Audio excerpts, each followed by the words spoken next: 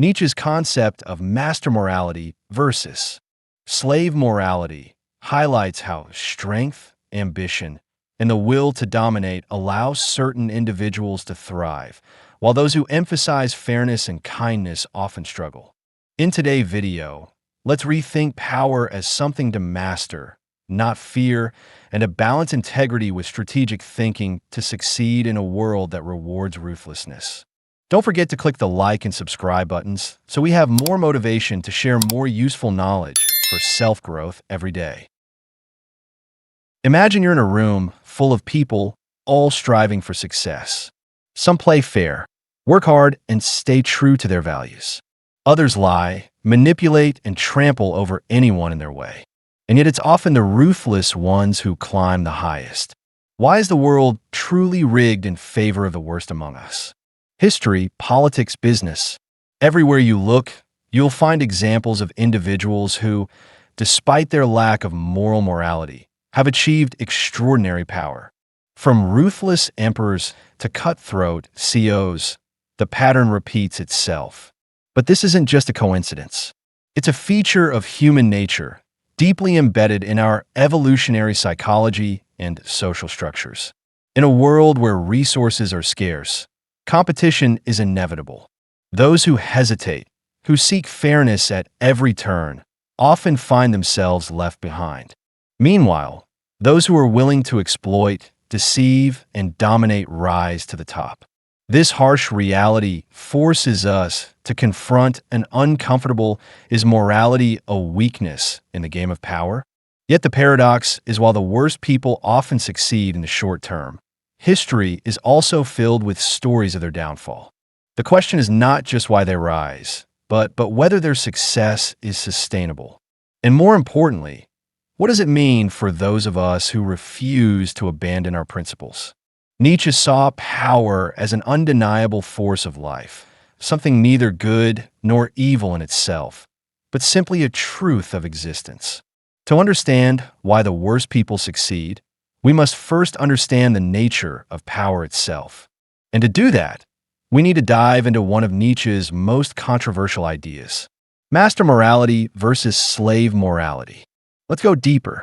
Imagine two warriors standing on a battlefield.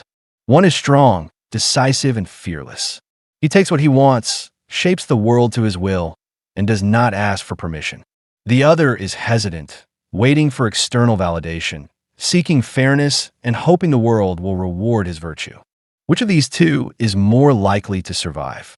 Which is more likely to rule? Friedrich Nietzsche argued that morality itself is not a universal truth, but a creation of power struggles. Throughout history, he saw two fundamental: moral master morality and slave morality. These are not just abstract concepts. They explain why ruthless individuals often rise to dominance, while those who prioritize kindness and fairness struggle. Master morality is the morality of the strong, the rulers, the conquerors. It is based on values like strength, courage, ambition, and power. To the masters, what is good is what enhances their ability to dominate, create, and assert their will upon the world.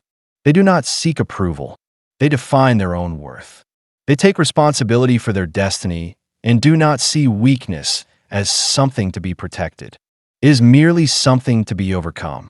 Slave morality, on the other hand, is the morality of the oppressed, the powerless, those who cannot impose their will directly.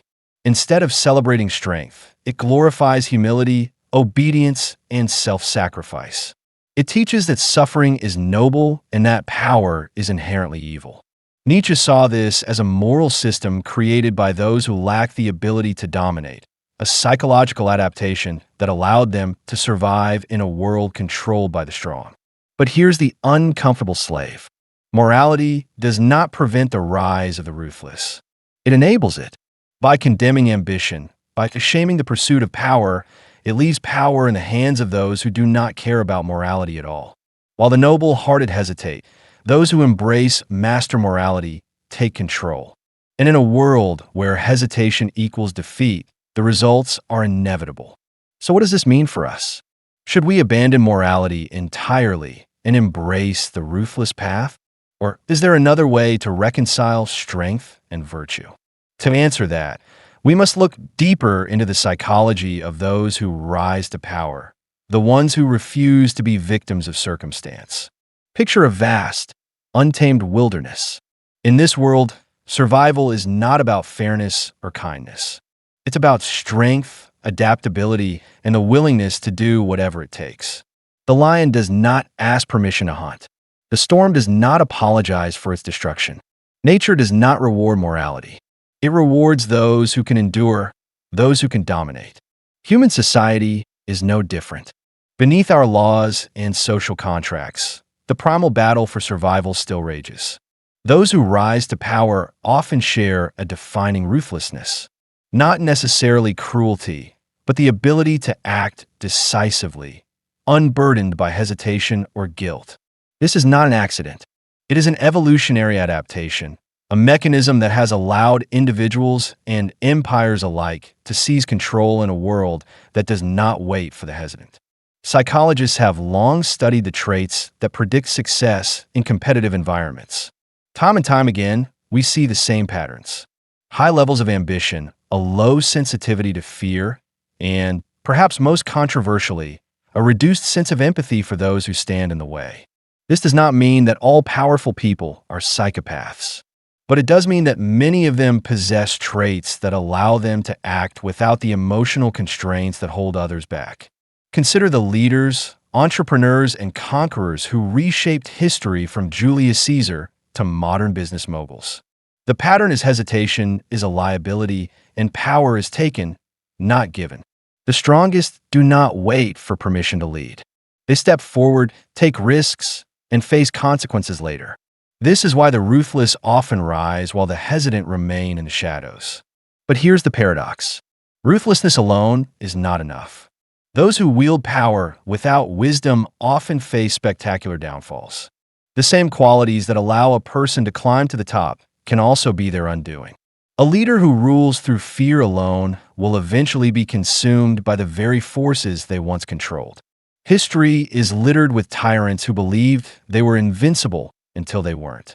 So if power is often seized by those who are ruthless, does this mean that morality and fairness are doomed to fail? Not necessarily. But to understand why, we need to challenge one of the greatest illusions of modern society, the belief that the world is fair.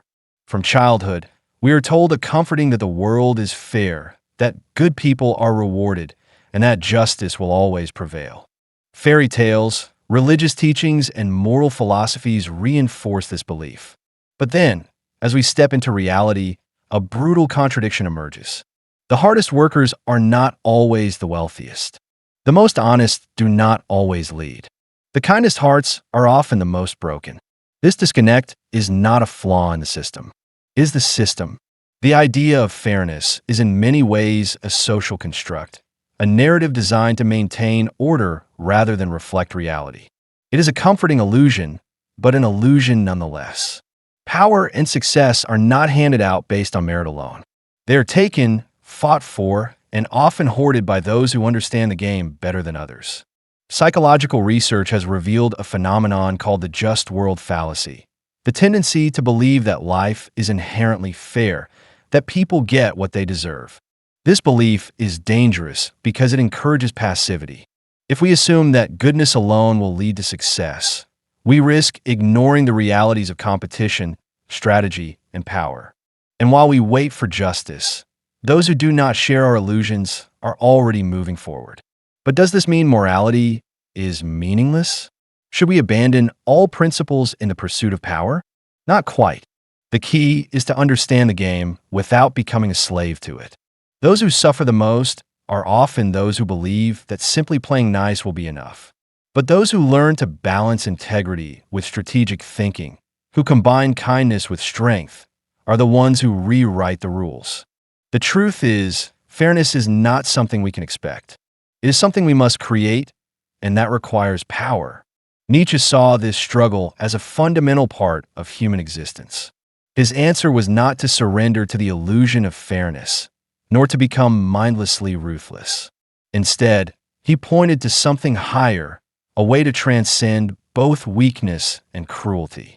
To understand this, we must explore one of his most revolutionary ideas, the Ubermensch, the individual who rises beyond morality, beyond illusions, and beyond limitations.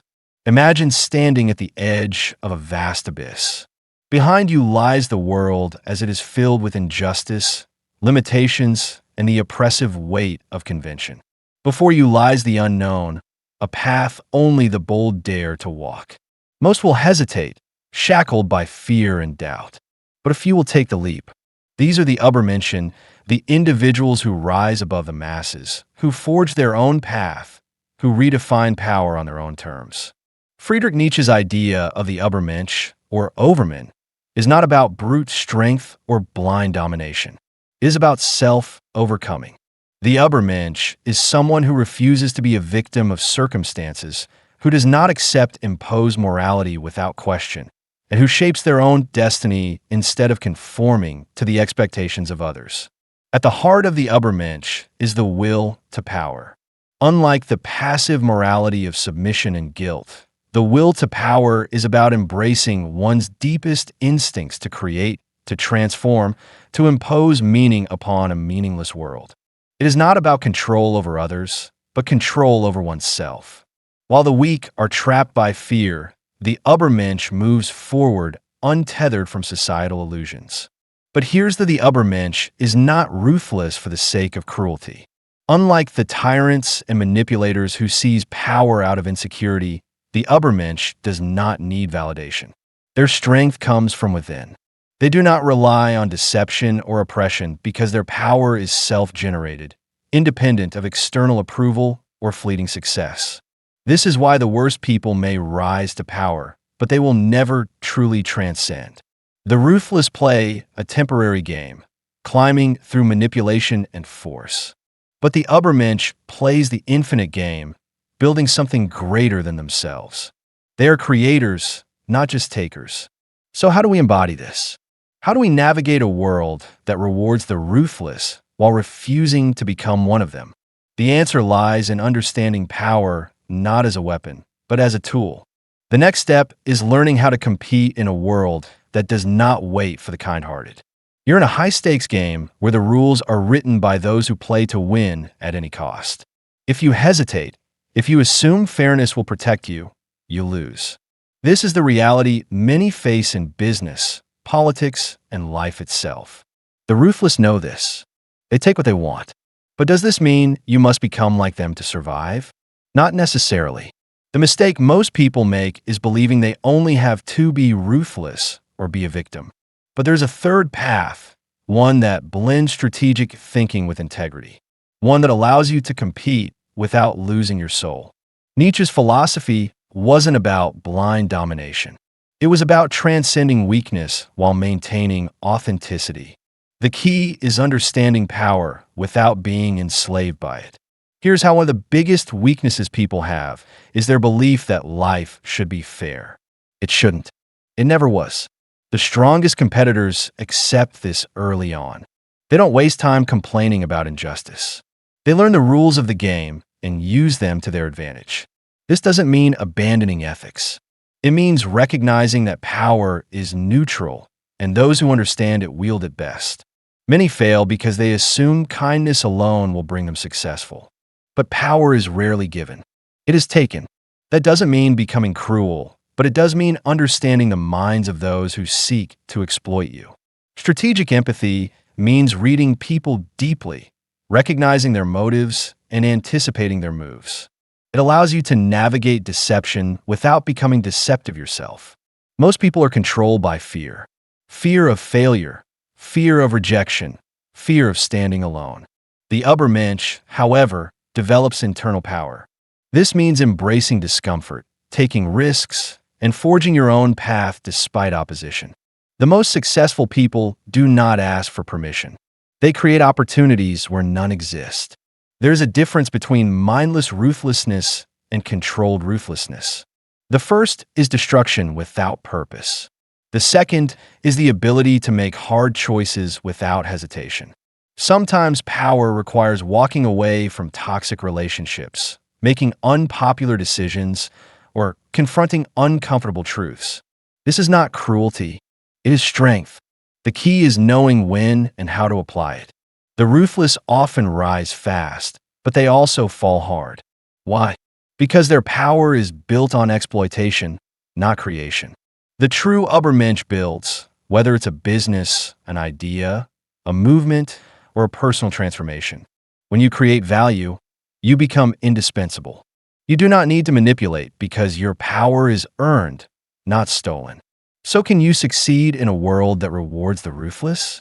Absolutely, but only if you stop playing by the old rules, stop expecting fairness, and start mastering power on your own terms. But this brings us to the ultimate: is power itself evil? Or is it simply misunderstood power? It's the force that drives the world, shaping the lives of those who possess it and those who are at its mercy. But is power inherently evil? Nietzsche's exploration of power wasn't just about domination. It was about creation. The drive to acquire power, according to Nietzsche, is often misunderstood. It's not about crushing others beneath your boot. It's about surpassing yourself, about transcending the limitations of the current moment and becoming more than you ever imagined. Yet throughout history, power has often been linked to corruption. We've seen countless leaders who, once they gain the reins, fall prey to ego, greed, and tyranny. This paradox leaves us: is power evil? Or does it simply expose the worst parts of human nature? Nietzsche argued that power, in its purest form, isn't about harming others. It's about overcoming oneself, striving for greatness, and creating new values, not succumbing to the moralities imposed by society. However, society's moral compass often makes power seem corrupt. In a world where virtue is championed, the individual who seeks power is often viewed with suspicion. But what if this is a misunderstanding? What if by rejecting conventional morality and creating your own rules, you're simply embodying the truest form of life, one that is raw, unfiltered, and unapologetic? Nietzsche didn't see the will to power as a simple desire for control over others. It was an inner force, a drive to live more fully, to explore the limits of your potential. In this light, power becomes an ethical pursuit, one that challenges you to break free from societal constraints and to define your existence on your own terms. But does this mean that everyone who seeks power is virtuous? Not necessarily. The path to power can be a double-edged sword, leading one either to enlightenment or to destruction. The difference lies in the intent. Is the quest for power a means to impose your will on others? Or is it a process of self-overcoming, of crafting a reality that aligns with your highest aspirations? So is power evil? Not inherently. It's a tool, one that, when wielded by a person of integrity, can lead to unimaginable greatness. But when used for selfish gain or to oppress others, it reveals the darker aspects of human nature. Nietzsche's challenge to us is to rethink power not as something to fear, but as something to master through discipline, strength, and an unwavering commitment to becoming more than we are today. If this video resonated with you, please like, share, and subscribe to continue receiving content that challenges and nourishes both the mind and soul. We'd love to hear your thoughts or questions in the comment section below. Until next time, may you stay wise, stay stoic, and continue your pursuit of a life filled with purpose, balance, and peace.